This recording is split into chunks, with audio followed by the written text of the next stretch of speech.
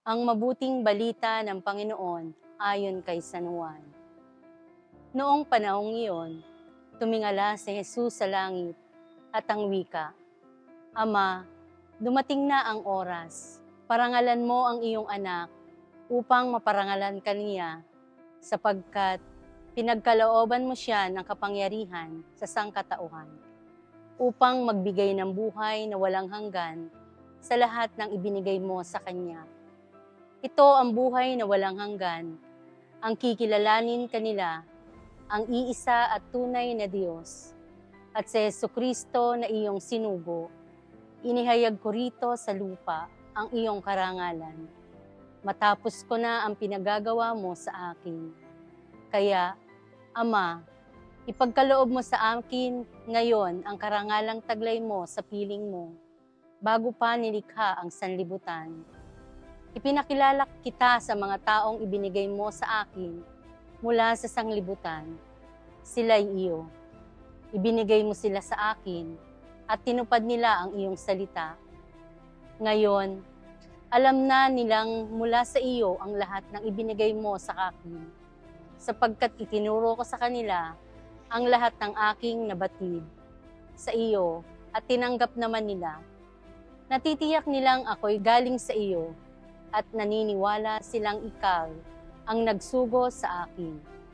Idinadalangin ko sila, hindi ang sanlibutan, kundi ang lahat ng ibinigay mo sa akin, sapagkat sila'y iyo. Ang lahat ng sa akin ay iyo, at ang lahat ng sa iyo ay akin.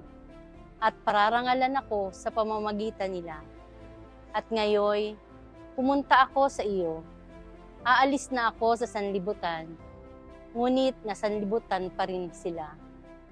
Ang mabuting balita ng Panginoon.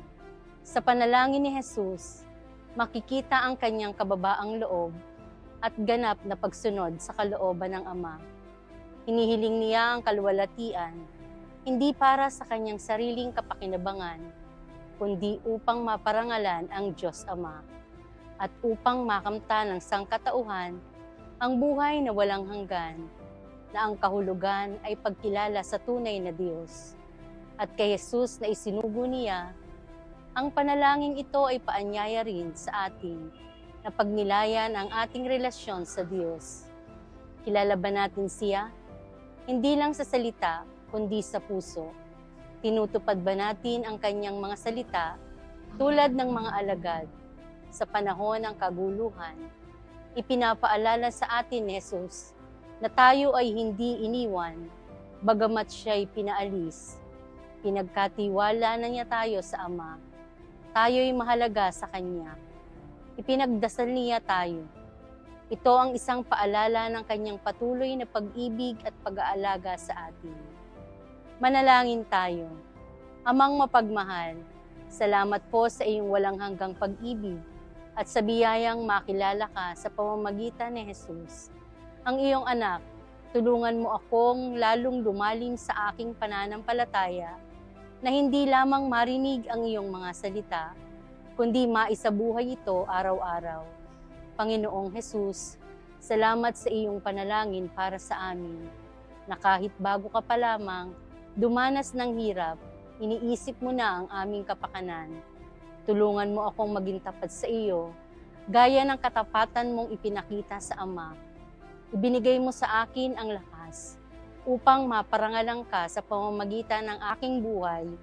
Espiritu Santo, gabayan at liwanagan sa landas na ito. Patatagin mo ang aking puso sa gitna ng sanlibutang puno ng tukso at pagsubok. Nawa manatili akong tapat sa Diyos at maging buhay na saksi ng kanyang pag-ibig. Ito ang aking panalangin sa pangalan ni Jesus. Amen.